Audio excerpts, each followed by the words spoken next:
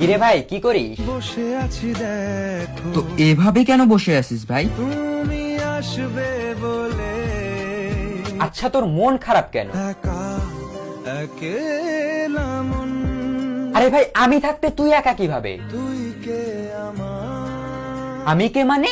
আমাকে তুই ভুলে গেলি? না রে না ভাই তুই কি তোর লাইফে ভালোভাবে বাঁচতে চাস না? বেঁচে থেকে লাভ কি বল বেঁচে থেকে লাভ কি মানে?